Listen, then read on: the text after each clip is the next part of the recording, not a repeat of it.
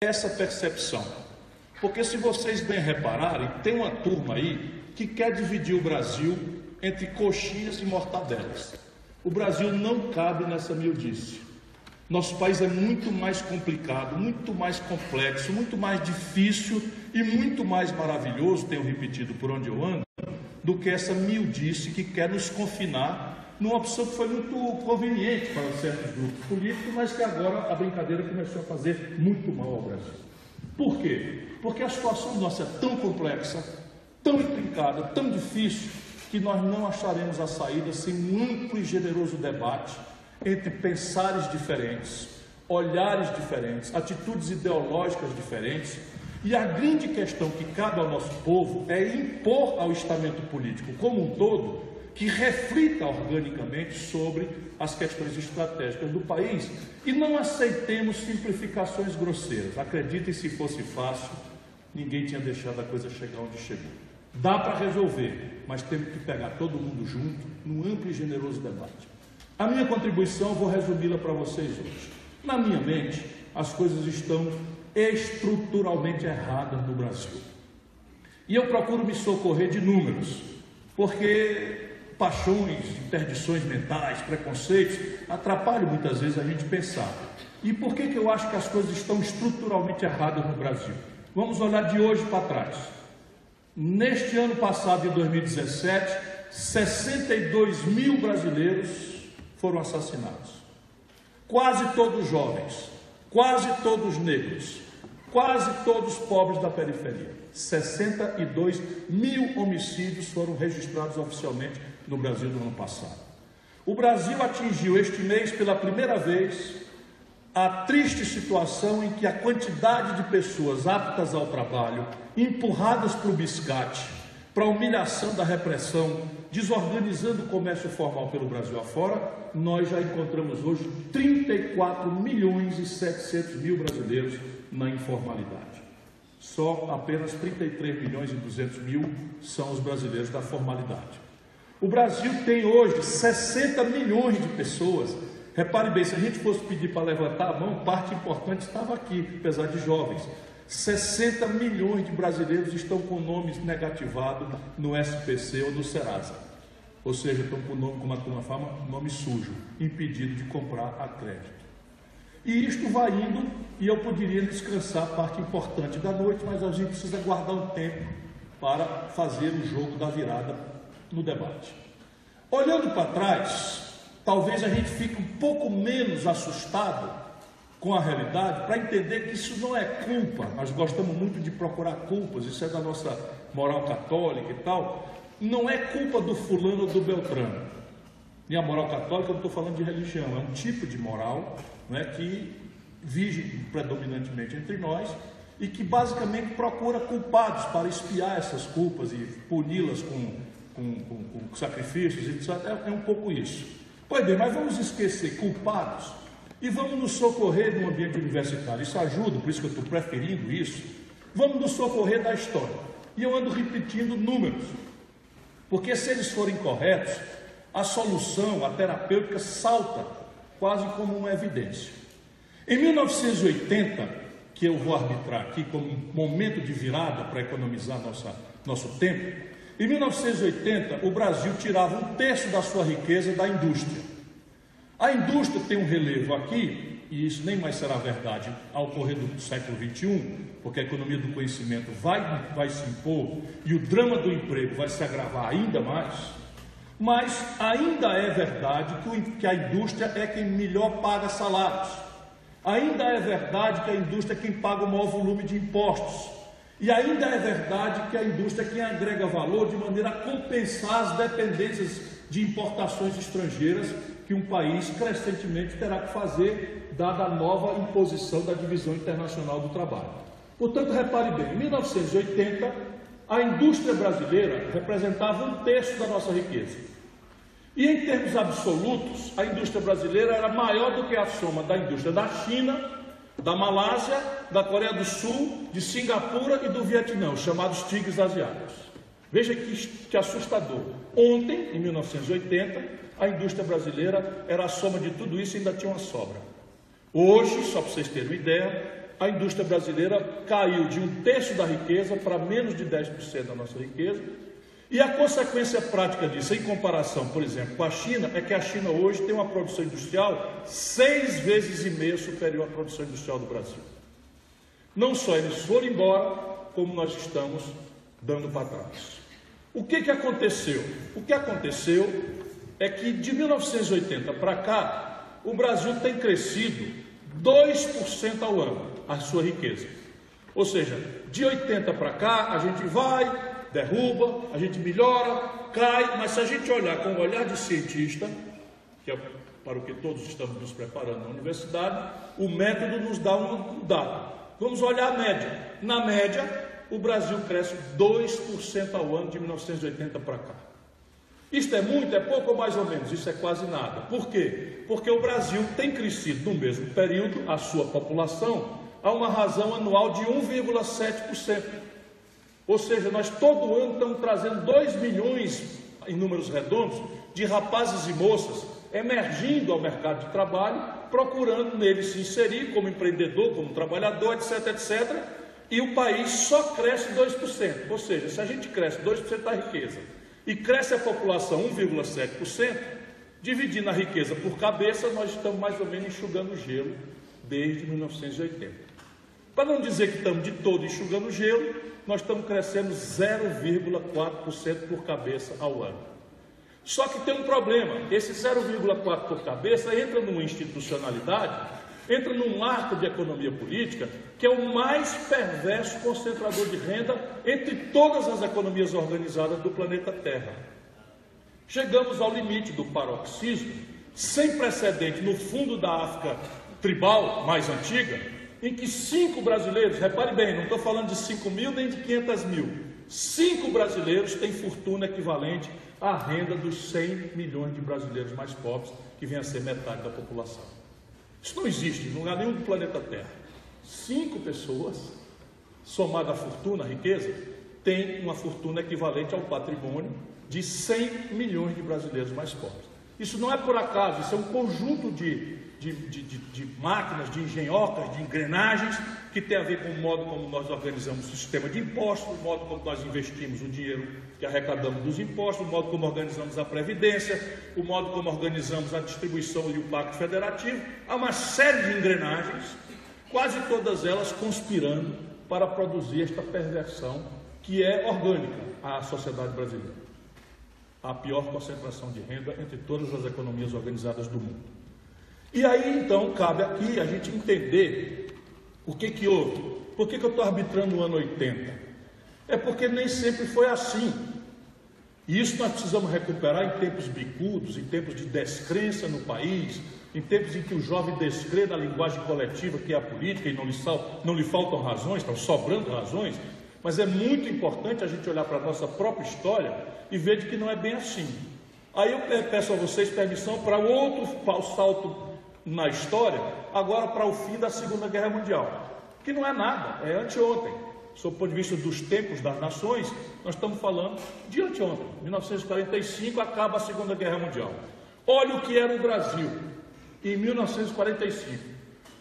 Um país em que 82% da população morava no campo e que vivia numa economia básica, primária de subsistência, ou seja, basicamente a esmagadora maioria da nação brasileira vivia de plantar para comer. E os excedentes que o Brasil tinha, enriquecedores, acumuladores de renda, eram assentados na monocultura do café aqui para baixo, para as latitudes do sul, e da cana-de-açúcar para as latitudes do nordeste. Basicamente, em pinceladas muito rápidas, me desculpando pela economia de tempo, o Brasil econômico e antropológico era este. Esta monocultura do café e da cana-de-açúcar assentada no primeiro momento num escravismo renitente que até hoje impacta nosso imaginário coletivo, porque a seguimos com grave desapreço cultural ao trabalho como um valor em si mesmo. Quanto mais simples o trabalho, mais desprezo por média, deliberadamente ou por descuido, nós devotamos a isso, nós não respeitamos o trabalho. Isto tudo é base ideológica, por exemplo, para um tipo de reforma trabalhista como essa que se encaminhou. E não é que eu sou amante de nada antigo, acho que o país não tem que ter medo nenhum de se reformar. A questão é se é razoável que em pleno século XXI, no momento em que a economia mais competitiva do planeta Terra, que é a economia da Alemanha, não é, protege os salários e o mercado de trabalho, nós destruímos a rede mínima de proteção para o mercado, explicando essa informalidade brutal para a qual estamos encaminhando. Pois bem, nesse cenário, não é, de uma sociedade rural, com a monocultura da cana-de-açúcar e do café, assentada no escravismo, depois na migração das mãos de obra italiana, europeia, acossada pelas guerras, é que a elite brasileira do tempo resolve adaptar no Brasil uma ideia que tinha sido em tese formulada por um grande economista inglês chamado Lord Maynard Keynes, e que jamais houvera sido experimentada, mas era uma ideia que tentava achar uma pista intelectual, acadêmica, para o radicalizado confronto entre as concepções liberais de Adam Smith, que é o capitalismo deixado solto, embora haja páginas importantes do Adam Smith que a gente precisa ler para entender que ele nunca propôs propriamente esta selvageria, porque ele sabia que o capitalismo deixado solto produz inequidade, oligopolização, monopólio e rupturas. Portanto, era preciso, no mínimo, dizia o próprio Adam Smith, apologista intelectual mais relevante do capitalismo liberal, que houvesse regulação, no mínimo.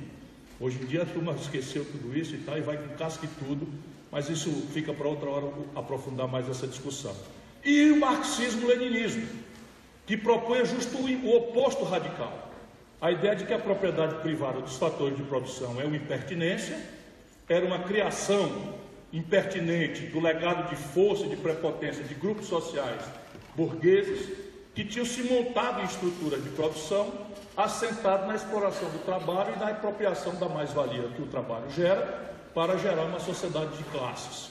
Então, entre uma coisa e outra surge, né, o keynesianismo, que é uma ideia de achar um certo sincretismo, achar uma certa síntese entre a tese e a antítese de capitalismo versus comunismo, versus socialismo de Estado.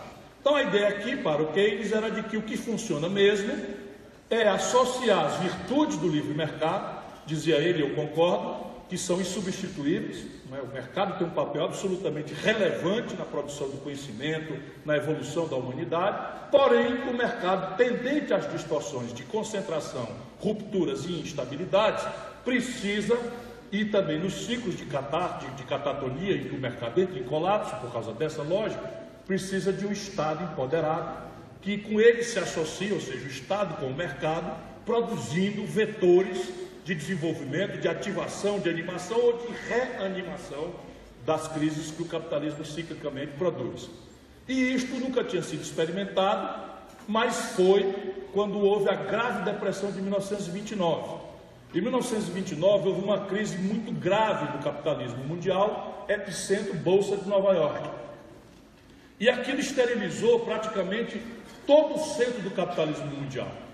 De maneira que parecia até que o debate ideológico, acadêmico, do comunismo, etc., etc., parecia que estava se impondo. Foi quando o presidente Roosevelt resolve praticar a lógica do Keynes, que tem uma frase que simplifica caricatamente, mas dizia o Keynes, que em momentos de colapso econômico, os governos deveriam pagar para as pessoas cavarem um buraco e depois pagar para essas pessoas taparem o buraco. É uma caricatura, mas ele querendo dizer que o laissez-faire, que o espontaneismo individualista, tinha que ser ajudado, nem que fosse com a inutilidade de cavar um buraco e tapar o buraco, porque isso faria girar de novo o motor da economia. E aí ele resolveu enfrentar a crise de 29 com um negócio chamado New Deal, que é uma proposta muito interessante no próprio slogan, que quer dizer novo acordo, novo entendimento. Atenção, brasileiros, quem sabe não devemos pensar no New Deal, um novo acordo, um novo entendimento nacional. E a fórmula para isso foi um brutal investimento público em infraestrutura, associado com empresas que já nasciam, ou que já existiam, ou que estavam nascentes, em que o governo faz inversões volumosíssimas para recuperar a energia econômica, fazer o dinheiro circular, fazer os empregos voltarem, fazer a roda do capital forte, que ela foi replicada como esforço dos vitoriosos aliados na recuperação do espaço destruído. No primeiro momento, a Europa, Plano Marshall. O que é o Plano Marshall? É a réplica do New Deal, em que dinheiro público, inclusive lastreado em endividamento, é investido maciçamente para recuperar a infraestrutura destruída da Europa da velha guerra, da velha Europa da Guerra Mundial. O general MacArthur é encarregado de aplicar a mesma modelagem no Japão. A gente sabe muito que o Japão teve 2 cidades, Hiroshima e Nagasaki, destruídas por bombas atômicas, mas o Japão teve 70 cidades destruídas por bombardeios convencionais. 70! Toda a base de infraestrutura, porto, aeroporto, toda a estrutura de siderurgia, toda a estrutura petroquímica do Japão foi levada à poeira. Em 5 anos, o Japão, com esta modelagem, estava de volta à exuberância econômica. E isto, então, chamou a atenção das elites brasileiras, especialmente da vez do maior brasileiro do mundo moderno, que é o Getúlio Vargas, que resolve, então, inspirado nesse conjunto de ideias, e mais do que de ideias, de práticas, de experimentos empíricos de grande sucesso, propor ao Brasil uma modernidade econômica. Modernidade econômica, na data, era sinônimo de indústria. Ora, eu já lhes disse que o Brasil que eles estavam olhando era um país em que 82% do povo morava no campo, 18% apenas morava na cidade, e a nossa base produtiva era rural, ou assentada na subsistência, plantar para comer, ou nos excedentes escravistas latifundiários, né, da oligarquia rural, do café e da cana-de-açúcar.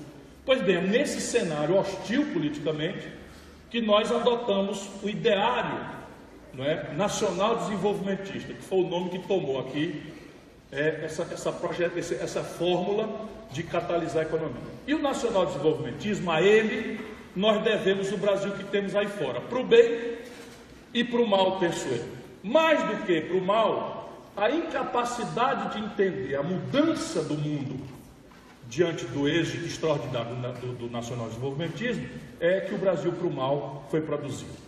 Por isso que eu peço paciência aos auditórios que me distinguem, porque se a gente acertar a mão no diagnóstico, vai saltando, volto a dizer, que a solução é o debate de alguns caminhos para resolver estas equações aqui. Então, qual era a ideia? Pensar-os do tempo, e a gente precisa recuperar aqui, não por amor à história, mas para entender o desafio contemporâneo do Brasil. O desafio era modernizar o Brasil. O que é modernidade? A indústria. Qual indústria? Ora, tudo que o Brasil está importando do estrangeiro com grande volume é a pista por onde faz evidente, faz cabível a gente tentar fazer uma indústria nacional brasileira. Então vamos lá, o Brasil não produzia nada em matéria de metal mecânico. Nossas pás, picareta, enxada, foice, martelo aqui é só uma homenagem ao boneco aqui, né? Tudo isso era artesanal. Quando a gente ia comprar industrializado, tudo de fora, porque não tínhamos nenhum rudimento de metal mecânico, não tínhamos aço, não tínhamos petróleo, isso que é a base da indústria moderna. Então pegamos uma lista, tudo que o Brasil compra do estrangeiro com grande volume, 1 milhão de pás, bota aqui, vamos fazer a indústria de pá, com capacidade de produzir 1.500.000 pás, 1 milhão resolve o problema do mercado brasileiro, e 500.000 vão ser um excedente, nós vamos vender para o estrangeiro, e por aqui vamos enriquecer nosso povo. Então fizeram uma lista de substituição de importações, tudo que a gente está comprando do estrangeiro com grande volume, vamos tentar produzir no Brasil, para economizar o dólar que a gente não tem para pagar. Fizemos isso daí. Primeira e constrangedora pergunta, para a gente entender o problema de hoje: quem paga esse negócio aí? Isso é uma perguntinha chata demais, né? De onde é que vem o dinheiro para esse negócio aí? Porque os políticos, por regra, têm mania de deixar de lado essa questão. Então, o povo está precisando de água, de saúde, educação, saneamento, tá aí, o culpado que está aí que não lutou, bota eu lá que deixa que eu chuto, vou fazer e tal. Quanto custa? Não vem atrapalhar, não. Deixa de ser Bolsonaro, ficar atrapalhando a reunião dos outros. É só uma homenagem aos amigos que vieram ali, eu estou dando muito boas-vindas a eles. Isso aí foi um carinho de volta? Ou uma vaia? Não, carinho de volta. Eu entendi. Então, carinho de volta, está certo. É só para eu saber que eu estou olhando. São bem-vindos mesmo, a gente precisa discutir entre diferentes. Depois a gente aparta. Depois a gente aparta e vamos ver quem é que é capaz de resolver esse problema. Por enquanto está falando aqui um professor. Então quem paga esse treco aí? Primeira pergunta. Problema, para entender o drama de hoje. O Brasil, na época, não tinha capitais. Os economistas chamam de formação bruta de capital. O que é isso? Na prática, com licença dos mais especializados, é o seguinte: quanto é que sobra entre o que o país trabalha o ano todinho para produzir e o que o país consome? Só em números grossos. Então o Brasil, como hoje, sobra quase nada. Hoje está sobrando 14%. Tudo que a gente produz do PIB sobra, nós sobra 14%, ou seja, nós estamos consumindo 86% de tudo que nós produzimos. E 14% não é suficiente para sustentar um desenvolvimento maior do que 2% ao ano, a gente encontrando coerência de um número com o outro. Então, o número de poupança era muito exíguo para a tarefa, para a ambição, para a pretensão da tarefa. Nasce daí, para entendermos o nosso problema contemporâneo, a ideia de um atalho. Porque fazer poupança é um conflito político muito arriscado. Tem a ver, de novo, como é que a gente cobra os impostos. Se a gente cobra mais de quem pode pagar mais, ou cobra mais de quem pode pagar menos, que é mais frágil politicamente. E o Brasil sempre adiou, com gravíssimos conflitos, o confronto para construir uma dinâmica de formação de capital doméstico. E não haverá crescimento sustentado enquanto a gente não ferir esse debate. Aqui já vai um pouco a resposta do que fazer para virar o jogo. Na época, nós tínhamos uma alternativa, uma picada, um atalho. Qual era? Vamos fazer esse negócio aí tomando dinheiro emprestado dos outros. E não era uma loucura, como parece hoje, porque o capital estrangeiro, na época, era muito diferente desses tempos de capital eletrônico, de smart money, de Wall Street operando como quem opera um videogame, transferindo bilhões de dólares em tempo real da Malásia para o Peru, do Peru para a Coreia, quebrando países. Esse dinheiro era diferente. Por média, o Brasil contratou com 3 anos de carência, ou seja, pede o dinheiro emprestado hoje e só começa a pagar daqui 3 anos. 12 anos de prazo para pagar em prestações, ou seja, toma o dinheiro emprestado, passa 3 anos sem pagar nada e tem 12 anos para aplicar em prestações o que tem para pagar. E o juro médio, na época, por quase 3 décadas e meia, era de 3% ao ano. Então pensaram do tempo, qual é o erro? Repito eu tomo $1 bilhão emprestado nessa condição, abro uma Petróleo Brás, 3 anos depois, quando eu tiver que começar a pagar o faturamento de 1 ano ou de 2 anos da Petrobras na saída, pago o empréstimo, ainda tem 10 anos para frente para pagar. Então danaram a tomar dinheiro emprestado em dólar e financiar o Brasil nacional desenvolvimentista, a industrialização e a infraestrutura conexa a ela, porque não tem indústria sem porto, não tem indústria sem aeroporto, não tem indústria sem energia, não tem indústria sem telefone, e nós fomos fazer então o Brasil Brás.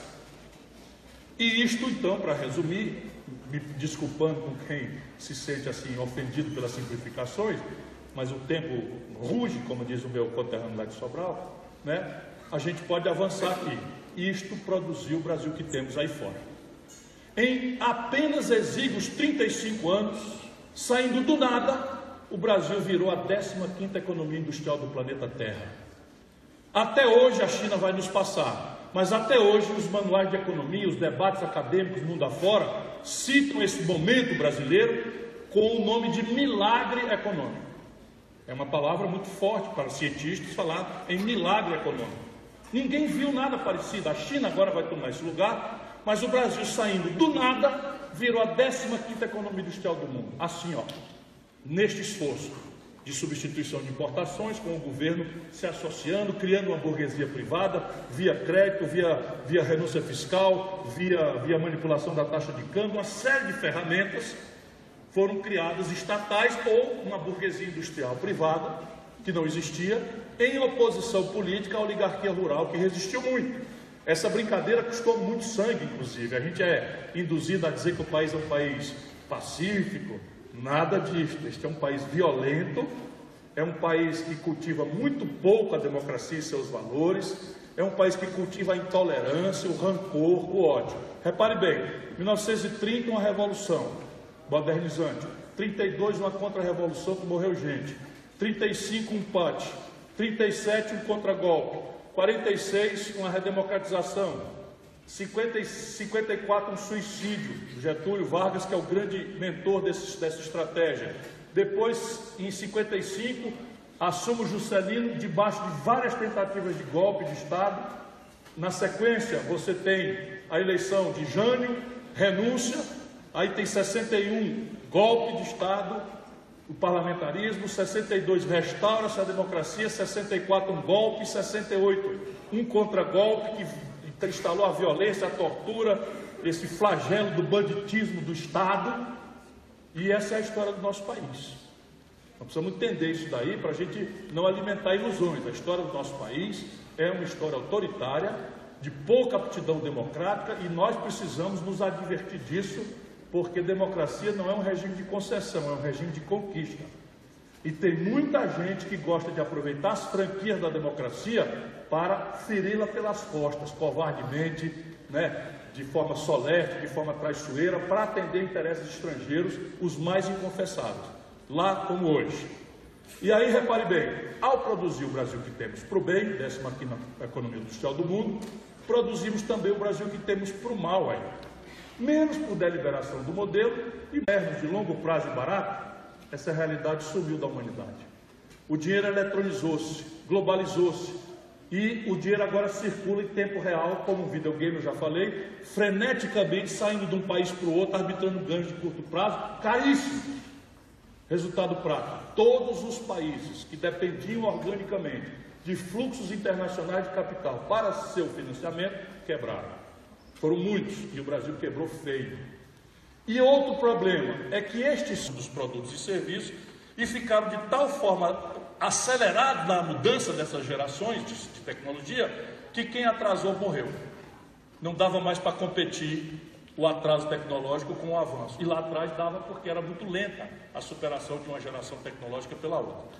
Morto o modelo, Mortinho da Silva pela morte matada do fim dos capitais e morte morrida dos ciclos tecnológicos frenéticos, nós não tínhamos uma democracia.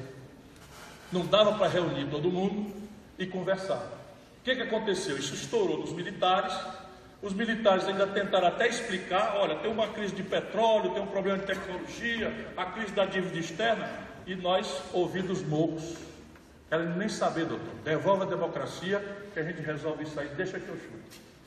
Fazia parte, era um valor intrínseco, importante, mas nós deformamos um pouco o discurso político do Brasil. E eu já do católico praticante Ulisses Guimarães, ao comunista João Amazonas, ao perigoso Leonel de Moura Brizola, do trabalhismo brasileiro, mais o Luiz Carlos Prestes voltando do exílio. Se a gente botasse um dia em discussão modelo econômico, a segunda reunião não ia acontecer. A primeira acabava em tapa e a segunda não acontecia. Então nós fomos superficializando o debate. Deixa de discutir esse negócio de economia depois. Resultado prático, o modelo morto começou a produzir suas sequelas. E a sequela mais emergente que surge nesse momento, com a tragédia da morte do Tancredo Neves, é a inflação.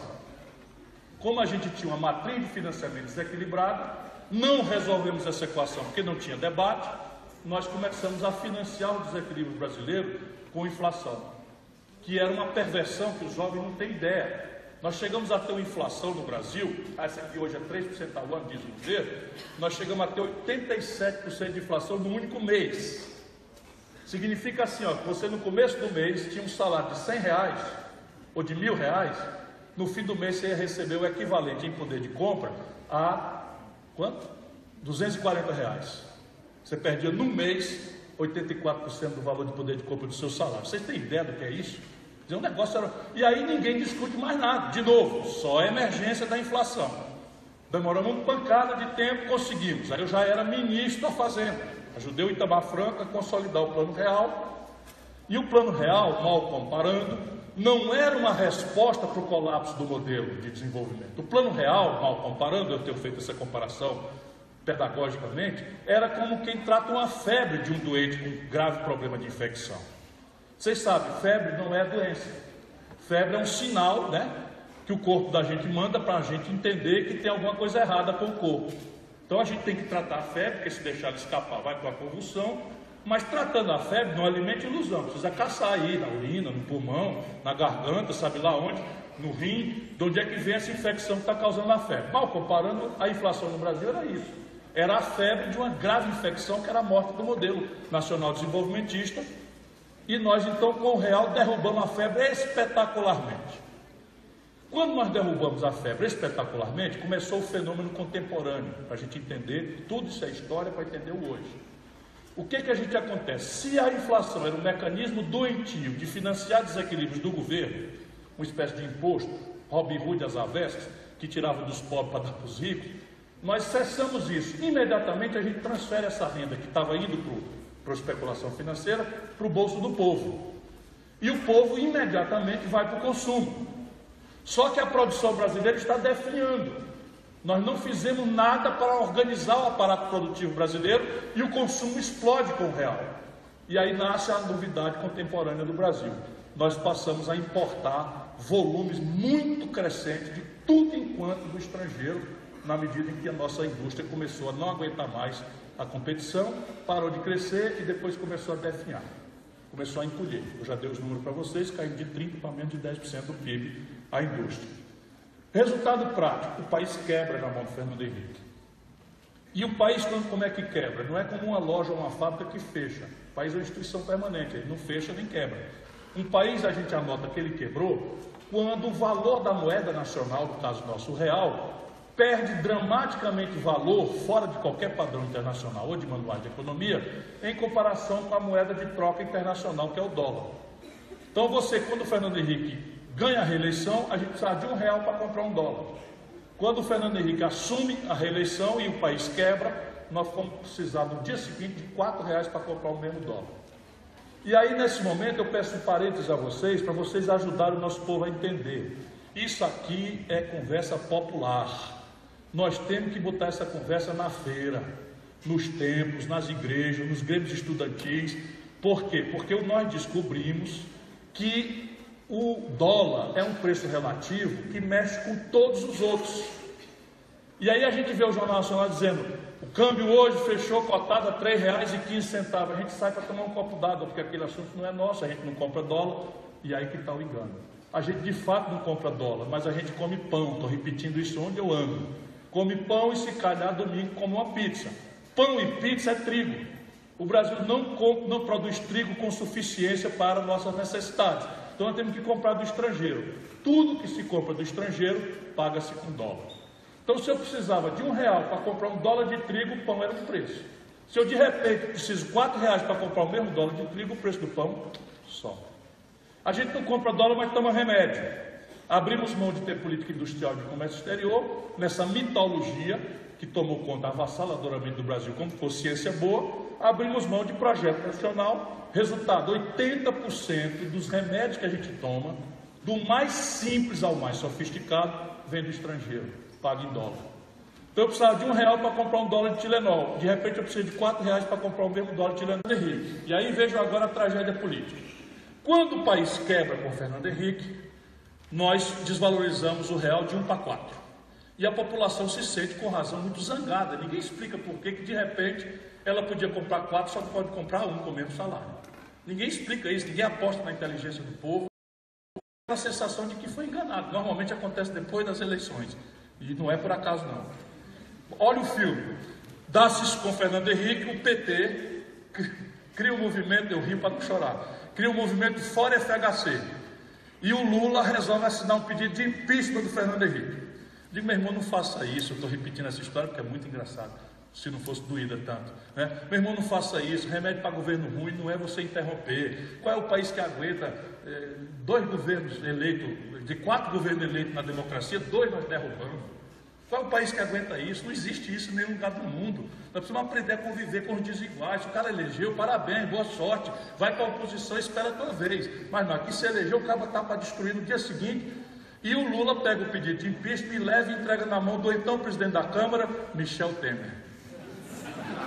Não é de lascar não, fala a verdade. Então, braço direito do Fernando Henrique, que naturalmente, braço direito do Fernando Henrique, que era, joga na lata do lixo o pedido de impeachment. Roda o jogo, o Lula ganha a eleição. E aí o Lula ganha a eleição. Olhe bem como isto é grave, para entendimento do que nós precisamos fazer, porque aí a solução está sendo dada no diagnóstico. Quando o Lula toma posse, se fosse o valor de hoje, tal foi o desastre do governo Fernando Henrique, o Lula toma posse, a taxa de câmbio estava R$ 9,00 por dólar. Hoje está R$ 3,15. Estava nominalmente, a valor de hoje, atualizando, R$ 9,00 por dólar. 8 anos depois, o Lula entrega para Dilma a R$ 1,75 a taxa de câmbio. E aí, pelo inverso, funcionou. O Lula, você precisava de R$ 9,00 para comprar um dólar de qualquer coisa, e no fim do governo do Lula, você precisa de um quarto disso para comprar a mesma coisa. Então, a sensação de enriquecimento relativo, de capacidade de consumir, exponencializou-se 4 vezes em 8 anos. Daí a popularidade generosa que o povo lhe dá, etc, etc. O que acontece? Nós não tratamos da produção. O velho modelo moribundo que se financiou com a inflação, arrebentou-se no ciclo de consumismo populista do Fernando Henrique, deu passagem ao Lula, agora na mão do Lula está funcionando de novo. A população melhora a capacidade de consumir, fica feliz, bate palma. E por que não quebrou o país? E isso aqui é chave para a gente entender. Não quebrou porque enquanto a gente decai, a China explode. E ao explodir a China, nesse mesmo período, a China passa a ser uma voraz compradora dos produtos tradicionais brasileiros. Esses produtos do campo, da mineração, que não são industriais. Então a China, por exemplo, estava comprando, quando o Lula entrega o governo para Dilma, comprando uma tonelada de minério de ferro nossa por $190. Quando a Dilma sofre o golpe, a mesma tonelada de minério de ferro estava sendo vendida por 38. Então, com o Lula, quando ele entrega para a Dilma, nós estamos vendendo um barril de petróleo por $110. Quando a Dilma é derrubada, nós estamos vendendo o mesmo barril de petróleo por 30. Então, repare, explodiu a importação e o câmbio valorizou. Por quê? Porque nós vendemos volumosíssimas quantidades a um preço artificialmente alto e essa conta fechou artificialmente e o Lula atravessou. Com a Dilma, as coisas voltaram ao normal. A China, prejudicada pelas consequências da crise de 2008, passa a comprar cada vez menos do Brasil e deu-se essa queda brutal dos preços e as importações estavam num patamar que a gente não dava conta de financiar. O que acontece com a Dilma? O mesmo filme. Toma posse, se reelege, não aposta na inteligência do povo, não conta o que está acontecendo, não avisa que vai dar problema, aposta na marketagem. No dia seguinte que toma posse, o real que estava a 1,75 passa para 4. Passando de 2 para 4, o que acontece? A metade do poder de compra da população muda do dia para a noite. E aí vem o quê? Uma zanga grande, engranado de novo. Não foi de 1 para 4, mas foi de 1 para 2. E o camarada, depois de 8 anos, melhorando de vida, tomar uma pancada dessa proporção, a raiva é grande. Dá-se então o movimento fora Dilma. E a negada do outro lado, com toda a moral do mundo, pede o impeachment da Dilma. Só que dessa vez quem estava na cadeira era o Eduardo Cunha, chefe da quadrilha que o Michel Temer é membro, né, decadente. Então, faz o impeachment, aconteceu, o resto da história a gente já conhece. Nós precisamos desarmar essa bomba e o caminho aqui está flagrante pelo tempo que eu fiz vocês perderem com paciência, e por isso eu agradeço muito, que é basicamente o seguinte: o Brasil precisa discutir um novo projeto nacional de desenvolvimento. Isso significa significa que o Brasil tem que reunir seus desiguais, seus vetores de inteligência universitária, seus vetores empresariais, seus vetores estudantis, seus vetores dos trabalhadores, seus vetores acadêmicos, todos os artistas, tudo alguém que puder dar uma contribuição, e discutir que país nós queremos ser, setor a setor, pelos próximos 5, 10, 15, 20 anos. Ninguém tange nada sério no Brasil, ou nem no mundo, sem um projeto. Esta universidade provavelmente tem um projeto estratégico, discutido, consensado, amadurecido, que é a guia, com todas as flexibilidades e adaptações. O Brasil ninguém sabe o que vai ser. E aí algumas coisas saltam aos olhos. Nacional por quê? Ora, porque as condições de empreender, ao contrário da mistificação neoliberal, não são globais. O estudante japonês, na condição de vocês, está se preparando para sair da universidade e botar o seu negócio, fazer o seu empreendimento. Ele lá toma 1.000 ienes emprestado no dia 1º de janeiro, no fim do dia 31 de dezembro, ele está devendo 930 ienes, menos do que tomou um ano depois. Aqui não existe dinheiro para jovem empreender, mas se você cair na esparrela do cartão de crédito, você pega R$1.000 e no fim do ano você está devendo 5.860 reais, porque é 486% de juros do cartão de crédito. Se você cai na esparrela de usar o cheque especial do Banco do Brasil, que é o mais barato, você paga 282% de juros ao ano. O cidadão que empreende aqui em Caçadores, no interior de Santa Catarina, no Brasil, está descontando o duplicata a 1% ao mês. Quando o americano desconta o duplicata a 1% ao ano. Bota para competir. Desintermedia isso. Cai na mistificação. Arbitrado por um consumidor desespiritualizado, constrangido na renda, iludido de que ser feliz é consumir o bom, bonito e barato, cuja notícia maravilhosa lhe vem por tudo quanto é de buraco na cabeça, né? Internet, rádio, jornal, televisão, outdoor, rabo de avião. Está todo mundo dizendo: compre. Para ser feliz você tem que portar um elemento simbólico do eixo social. É o smartphone de última geração, o padrão da roupa, as fibras. Isso não é trivial. Os meios de diagnóstico médico, eu fui visitar o hospital de vocês hoje. Aqui vocês têm 100% dos meios de diagnóstico médico importados do estrangeiro. E nós referimos nossa aspiração de felicidade, é um equívoco grosseiro, a acessar este padrão. Ora, a escala faz uma diferença brutal. A China produz 1 bilhão de calça jeans numa fábrica em Shenzhen por mês. Resultado, 1 bilhão de calças, 1 bilhão numa fábrica. O pano para essa calça é muito mais barato. A quantidade de zíper, de coisa de fecheclé, que a gente chamava antigamente, é muito mais barato. A quantidade de botão é muito mais barato. E depois, quando sair para vender, basta ganhar meio centavo de lucro na calça. Porque é tanta calça que meio centavo aos bilhões dá bilhão. Presta atenção aí, negado, o que é que dá bilhão? Né? Eu sou parar de provocar. É o outro lá que está em Nova York, maluco. Dá bilhão. Resultado, tecnologia. Tecnologia não é global. Como é que nós vamos alimentar uma ilusão de que todo o nosso padrão de consumo vai ser pago por produtos de natura, produzido herculeamente pela nossa gente brava do campo, pelos nossos mineradores, com todas as incompreensões? Não fecha a conta. Portanto, nós precisamos ir para um projeto nacional. E desenvolvimento por quê? Porque nós precisamos que a taxa de crescimento média do Brasil conheça consistentemente acima de 2 números. O ganho de produtividade, que é um chicote que a nossa economia está sofrendo, para produzir cada vez mais com menos gente. Todos os procedimentos, estou repetindo para ajudar as pessoas a entenderem, todos os procedimentos do trabalho que forem repetíveis serão ou já estão substituídos por computador e robôs. Então, esqueçam que a atividade repetida vai dar emprego para ninguém. Não vai, é só uma questão de tempo. Tudo que for repetível já foi ou será substituído por um computador ou por um robô. E isso nos impõe, então, crescer acima desse ganho de produtividade e acima da quantidade de jovens que chegam ao mercado de trabalho. Isso quer dizer que o Brasil tem que sair de um crescimento médio de 2 para 5, no mínimo. 5 é alcançável, mas não é trivial. É uma decisão que vai importar em contradições. Por exemplo, se o próximo governo, e não vai acontecer, não alimenta a ilusão, 19 será amargo, mas se o próximo governo conseguisse crescer 5 em 19 e 5 em 20, em 21 falta energia no Brasil.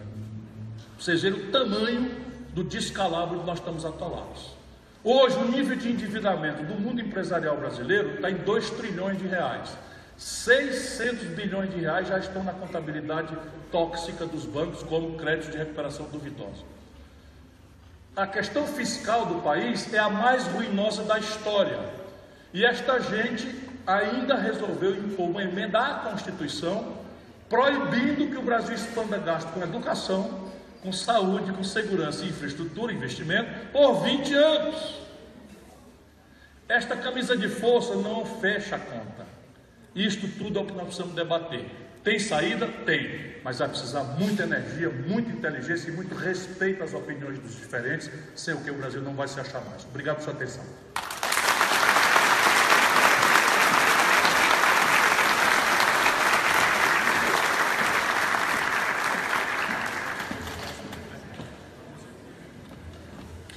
Nós vamos abrir então para questionamentos nesse momento. Serão 5 perguntas. O Clodo pode me ajudar, ele está com o microfone. As pessoas que tiverem interesse, nós gostaríamos que levantassem a mão para que a gente possa então observar e se dirigir. E a nossa orientação é que a pergunta seja objetiva, então, para que a gente possa fazer então uso do tempo da melhor forma. Boa noite. Vanderlei, estudante de jornalismo, e você falou bastante sobre a economia do país, certo? Eu gostaria de saber, na sua opinião, se você vê a política como um cabide de empregos. Ela tem sido malversada por todo tipo de ângulo, mas cabide de emprego é tudo que ela não pode ser. Repare, há uma desilusão na humanidade, não é só no Brasil, com a política. Isso foi produzido muito pela questão europeia. Na medida em que todos os partidos de esquerda replicaram o ideário neoliberal, e para os jovens especialmente, por exemplo, na Espanha, você tem 42% de desemprego entre os jovens de 18 a 25 anos. E eles viram os comunistas, os socialistas, os liberais, os democratas, os cristãos, os conservadores, todos irem ao poder e replicar a mesma prática. Então a política virou uma linguagem muito de muita desconfiança do jovem. E aí cabe nela qualquer esculhambação. Porém, a gente precisa dizer uma coisa, que não existe um software, nem um robô que substitua a política como única forma da humanidade resolver suas contradições coletivas. Eu não terminei, desculpa. Desculpa, eu pensei que você tinha terminado. Eu lhe interrompi? Não. Tá. Então, completando, como a política ela não é um cabide de empregos, por que a classe política do Brasil ela tem tantos direitos que um trabalhador comum, que é quem realmente move a máquina da economia do país, não tem? Por que o trabalhador é tratado tão diferente como um político no Brasil? Isso é um legado de duas fundações nossas, né? O legado escravista, quanto mais simples o trabalho, menos a respeito social tem.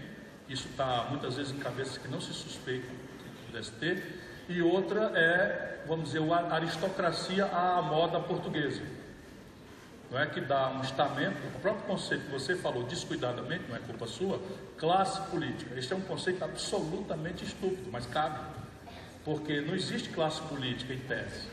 Numa democracia, a política deve ser uma fração da representação da sociedade, mas nós não nos vemos como tal, porque nós consideramos que há uma aristocracia, ou seja, uma classe a quem se distingue com o epíteto de político.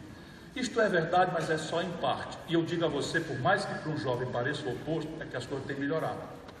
Por mais que pareçam contraintuitivo. Por exemplo, eu fui deputado estadual, isso em 1982, com 25 anos. Era jovem advogado, professor da universidade, e isso é uma história muito engraçada. E eu chego na Assembleia, com 25 anos, e ia casar. Casei em maio do ano que eu virei deputado, em fevereiro. E eu queria fazer as contas. Aí chegava com meus colegas mais velhos ali, com muita encabulação, né? Muito sem jeito, assim, quanto é que a gente ganha aqui? O cara diz assim, espera o fim do mês. Aí eu achava estranho aquilo, rodava, passava uns 3 dias encabulado, perguntava para o outro mais velho, quanto é que a gente ganha aqui? O cara disse, R$6. Eu disse, peraí, rapaz, desde quando tu chegar a perguntar. Quando eu recebi o meu salário no bolso, veio dobrado, 100 salários mínimos, 2 vezes isso. Ou seja, eu recebi numa entrada como deputado, R$180 mil. Equivalente hoje, R$180 mil. Hoje o deputado ganha 33, continua muito acima da média do povo brasileiro, mas no meu período era R$180 mil, não 180, era 90, só que você entrava, no primeiro mês tinha o tal do auxílio paletó, que era o salário dobrado, e não pagava imposto, não recolhia para a Previdência, nada. Então as coisas têm mudado para melhor, lentamente, muita contradição, quando a gente vê um juiz, né? Ele e a mulher que tem casa no lugar receber, não é nem que isso seja relevante do ponto de vista do dinheiro, mas do ponto de vista do exemplo, é desastrado. Agora repare bem, vamos lá, 100% dos políticos brasileiros hoje, menos o Michel Temer, estão ali eleitos por nós. Portanto, se todos eles forem desse jeito, tem um problema cá mais embaixo conosco. Pense nisso. 76% dos brasileiros, isso não é culpa de ninguém, é do legado português, que a gente só dá valor a prefeito, governador e presidente. Não dá a menor bola para vereador, deputado estadual, federal, senador, porque não vemos relevância.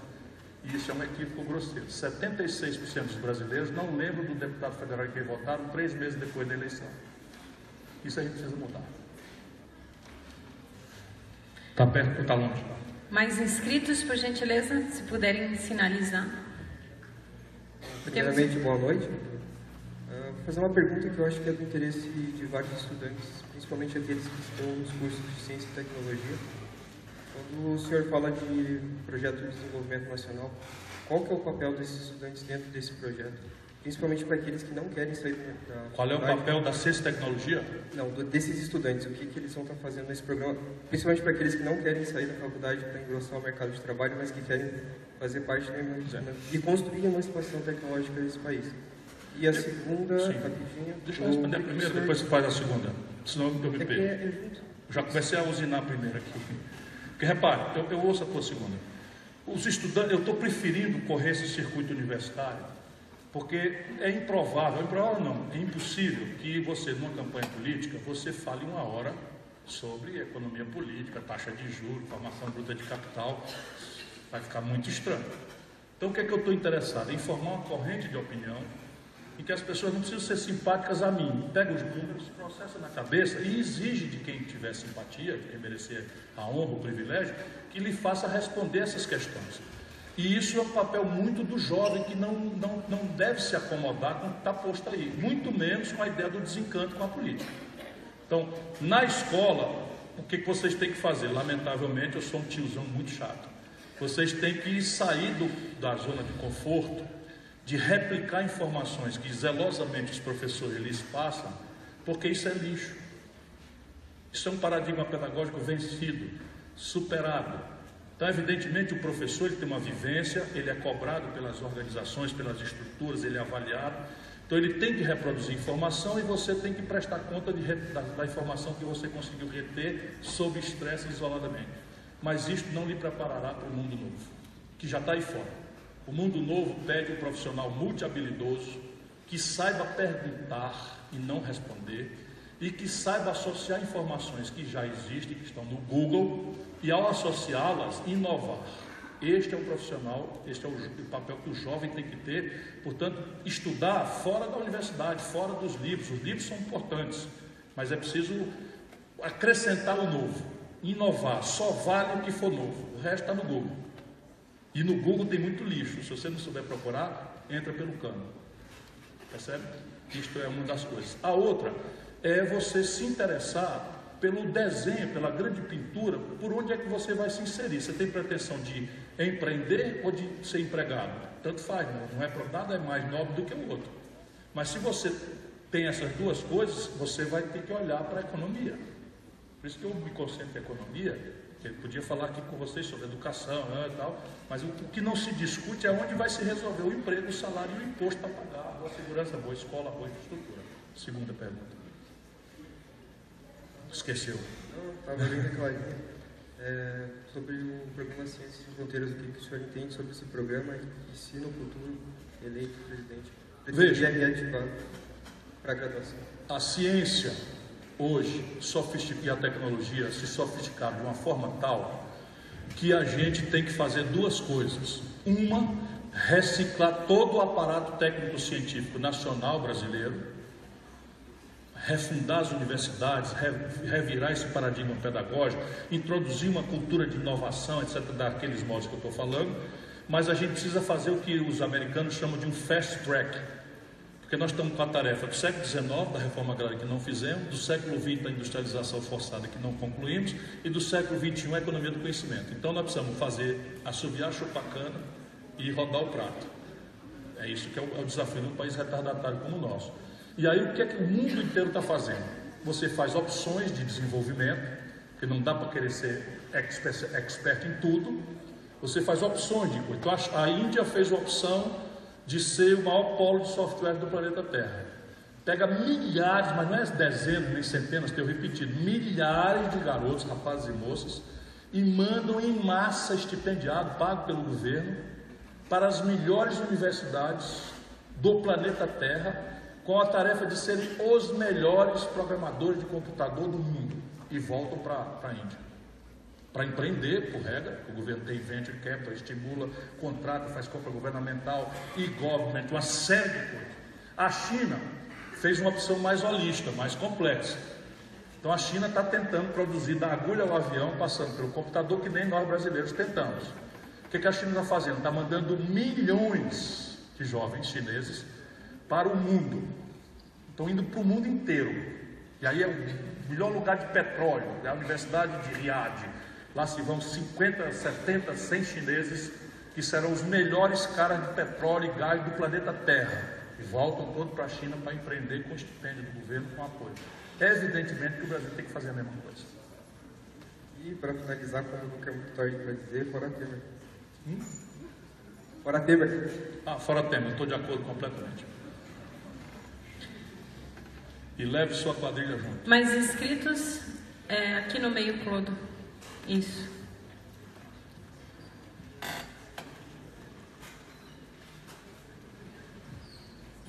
Boa noite. A minha pergunta é bastante objetiva.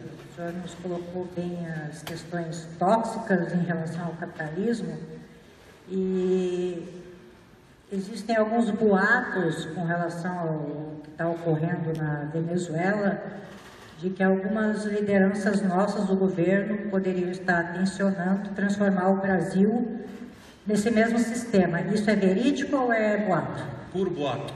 E veja, não há sistema nenhum na Venezuela. Eu até gostaria que tivesse, de me animar, não tem nada de sistema na Venezuela. A Venezuela é uma caricatura piorada dessa mesma contradição do Brasil. Porque se o Brasil tem esse problema de oscilação de preços de commodities, se as vão bem a gente mascara a conta de importação, mas o Brasil é um país que tem os ovos distribuídos em muitas cestas, para usar uma metáfora do nosso sertão. Então, quando você carrega os ovos todos numa cesta só, o risco de tropeçar e perder tudo é imenso, que é o caso da Venezuela. Então, a Venezuela é um país que não produz nada, e só produz a monocultura do petróleo. Então, só para você ter uma ideia, enquanto essa gente esculhamba o regime venezuelano, o Brasil, no último ano da Dilma, teve 5 bilhões de dólares superávit no comércio bilateral com a Venezuela, porque eles compram tudo do Brasil, compravam. Papel higiênico, pasta de dente, sabonete, olha o que eu estou lhe dizendo, tudo, eles não têm indústria de nada. E aí o petróleo foi a 110 dólares, eles bombam, ficam cheios da grana, ganham todas as eleições, todos os plebiscitos, expandiram o consumo, o povão ficou feliz, bateu muita palma, o petróleo tumba 30 dólares no colo do Maduro. E ao invés de politizar isso, de discutir com a população, você tem uma brutal retração de consumo. E os americanos começaram a isolar, porque eles são os maiores fornecedores individuais de petróleo para o mercado americano. Então, se você reparar, o traço comum de instabilidade na humanidade é quem tem petróleo. Então, quem tem petróleo hoje, o Egito está instável, a Arábia Saudita está balançando, a Síria está com guerra civil, e aqui a Venezuela e o Brasil estão estabilizados, porque é interesse da indústria do petróleo. O resto é anarquia, baderna, nem dá para defender, nem para atacar. O que é que o Brasil tem que fazer? Usar seu papel de mediador. Nós somos um gigante que tem uma força dissuasória muito importante. Se a gente entrasse naquele conflito sem lado, para mediar, e a nossa tragédia é que o lado tucano quer derrubar o Maduro a serviço dos americanos, e o lado PT quer defender o Maduro que não dá. Compreende? Então a nossa diplomacia tem que entrar lá o seguinte, não quero saber do lado. Nós vamos mediar, vamos acabar com essa confusão aqui, porque o Brasil agora, inclusive, é parte legítima. Milhares de imigrantes vindo para cá, um problema sério de inserção, e o nosso balanço comercial com ele está se deteriorando gravemente. Nós temos naturalmente este papel. Abrimos mão dele porque o Michel Temer andou dizendo que o Brasil tem lado naquela confusão, perdendo a moral. Mas ó, zero, se tivesse um regime ainda dava para esculhambar ou defender, não tem. Aqui. Vá lá. Uma observação e uma pergunta. A observação é que você falou do só o Temer não é legítimo, mas quem votou na Dilma votou no Temer automaticamente. Então a fotinho dele lá. Peraí. Falou muito rápido, eu não ouvi. Você quer falar mais alto, por gentileza? Despacito. Tem uma observação e uma pergunta. Essa até a parte eu ouvi. A observação é que quem votou na Dilma votou no Temer, estava lá a fotinho dele na urna eletrônica, então ele não é ilegítimo, né? Foi um processo que aconteceu, fazer o quê? Também não concordo. Mas a minha segunda... Peraí. Você está dizendo que o Temer é legítimo? Não, eu fiz uma observação só. Essa é a minha opinião. Não, a sua observação Sim. Não disse que eu concordo com ele, não gosto dele, mas infelizmente foi... Acha que ele é legítimo, você não gosta, mas ele é legítimo, só para eu entender, porque eu não estou ouvindo bem. A minha pergunta... Deixa eu só explicar na observação. Isso é perfeitamente razoável a sua opinião. Então, nada. Eu sou, entretanto, professor de Direito Constitucional. E o remédio para governo ruim não é impeachment. E o impeachment é um fenômeno jurídico e político. A base de fato há que ser jurídica e o julgamento político. Mas a base de fato, que é o cometimento de crime de responsabilidade, enquanto tal definido por lei, existe um brocado dos meus colegas advogados que estão aqui, nullum crime e nulla pena sine lege, não existe. Não, eu concordo a Dilma era uma governante desastrada, um governo indefensável, estamos de acordo, porém ela não cometeu nenhum crime, portanto foi um golpe parlamentar, um julgamento político sem base jurídica. Não, eu entendo isso, mas é um reflexo do que o nosso país vive, né? Basicamente tudo baseado E quem botou Michel Temer na vice dela foi ela, e o Lula e tal. Mas a minha pergunta é que você comentou ali um pouco sobre algumas coisas que precisam mudar, né? Como que agora a palavra, tá até agora falando. Troca para outra. Não. Try in English. Agrária, reforma agrária. Reforma era a palavra. Mas tem muita luta a respeito da reforma política, talvez enxugar um pouco esse peso que é o nosso governo, que suga tanto imposto e não investe quase nada e ainda custa, né, para os cofres públicos uma fortuna. Qual é a sua posição a respeito de uma reforma política que é basicamente emergencial no país hoje? Vamos pensar juntos sobre o encaminhamento da pergunta. Como assim? De onde é que você tirou essa história que o governo pesa muito, não sei o que e tal? Você está convencido disso ou você ouviu isso tão repetidamente que não precisou questionar se isso tem fundamento ou não? Qual é o paradigma de comparação?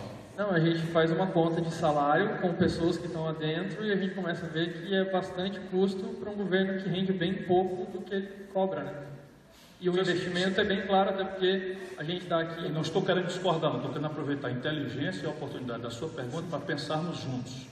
Porém, eu não posso avançar se eu não te ajudar a repensar premissas que estão sendo repetidas como mantra e não guardam coerência, porque se a gente fizer isso, a gente não acha a solução. Sim. Então, deixa eu tentar explicar. Vamos figurar aqui, acompanhe comigo. Simule que o governo é retratável pelo tamanho do orçamento. É razoável isso? É um pouco o que você está falando. Então, o tamanho do orçamento, vamos simular uma bola em que 51,7% é a despesa A. Figure aqui essa bola em amarelo, mais da metade é a despesa A. Depois você tem 29%, ou seja, mais de um quarto da bola, é a despesa B, figura ali em azul. E depois sobra 21 para todas as despesas, C, D, E, F, G, H, W, todas. Então eu estou de acordo, precisamos cortar, precisamos diminuir esse negócio aí e tal. Começamos por onde? Hein? Vamos, meu irmão, diga lá. A pista é o 51%. Juro e rolagem de dívida. Qual é a providência que nós tomamos? Nada, nenhuma. Isto aqui é a perversão. Para 10 mil famílias abastadas, que são os destinatários finais de 51,7% do orçamento público brasileiro em juro e rolagem de dívida. 29% a despesa B em azul, previdência social, em que 2% dos beneficiários levam um quarto de tudo, a saber, os políticos, os juízes, os magistrados, os procuradores da República e mais algumas corporações do serviço público. Hein? E algumas corporações de serviço público. Estas reformas que propuseram não tocaram em nenhum desses privilégios. Só para te dar um exemplo prático, eu, Ciro Gomes, comecei muito cedinho, aos 36 anos implementei o direito legal de ganhar 3 aposentadorias vitalícias, ex-governador, ex-prefeito e ex-deputado. Nunca contei para ninguém, estou contando agora para ter certa coerência para fazer essa crítica, nunca aceitei receber essa imoralidade para poder brigar, né, contra esses privilégios, que é a minha luta a vida inteira. Então veja, o governo está grande demais, tem muita distorção, mas 21% é o que sobra para tudo: educação, saúde, segurança pública, infraestrutura, porto, aeroporto, estrada, tudo. E eles meteram emenda constitucional arrochando isso por 20 anos. Isso não fecha. Isto dito, nós precisamos desmontar as caricaturas, porque elas destroem a sua confiança no sistema. Portanto, não é que tenha relevância orçamentária, porque eu estou lhe mostrando onde está. Mas o fato de um político ganhar uma aposentadoria com 55 anos é absolutamente destruidor da autoridade moral da gente pedir austeridade para a sociedade. Então, estamos de acordo, mas acredito, o dinheiro é aquilo. Aí, reforma política. Eu, como você, e acredito esse auditório inteiro, mal satisfeitos que estamos com a política brasileira, fomos induzidos a alimentar uma ilusão de que existe uma engenhoca institucional na experiência dos outros povos, ou na literatura internacional comparada, ou na visão visionária de algum maluco que não foi ouvido direito ainda, de que existe uma engenhoca aí, que a gente botando em vigor aqui vai substituir a contradição de nós termos uma democracia de precaríssimo exercício cidadão. Essa engenhoca, lamento informar, não existe. Se 76% de nós não lembramos 3 meses depois do deputado em quem votamos, o problema está conosco. Mas isso também não é culpa nossa, é que nosso país não tem história democrática. Nós tivemos o mais longo período de vivência democrática, que foi esse que se encerrou com o golpe contra a Dilma, 27 anos. Entendendo democracia como seu começo de conversa, que é a liberdade de votar, de se organizar, de se reunir, de conversar sem apanhar da polícia. Portanto, só tem um jeito, é persistir na democracia, a não ser 2 coisas que eu considero razoáveis. Uma, que dê transparência radical à relação de dinheiro com política. Isso é o tormento da democracia moderna. Não é só o Brasil. É o tormento da democracia moderna, é como dar controle social, como não transferir do povão para a plutocracia, para o baronato, pela influência do dinheiro, a hegemonia do processo político. Nós estamos agarrados nesse problema, tragicamente, temos que achar caminhos e há. Segundo, uma coisa qualquer que as democracias mais avançadas estão experimentando, que diminua a distância entre a promessa do político quando precisa do voto e o exercício no dia seguinte do mandato, em que ele faz tudo o contrário do que prometeu impunemente. O nome disso em inglês é recall. A gente também pode introduzir no Brasil, que é um instrumento de democracia direta. O resto é exercício cidadão. Acertar e receber o prêmio, errar e apanhar. Não tem outra saída não. Desculpe lhe dizer isso. Em função do adiantado da hora. Isso, então nós vamos encerrar agora, né? Muito obrigado a vocês, foi maravilhoso a atenção de todos. Muito obrigado. Nós agradecemos ao palestrante Ciro Gomes pela exposição. Gostaria de convidar o reitor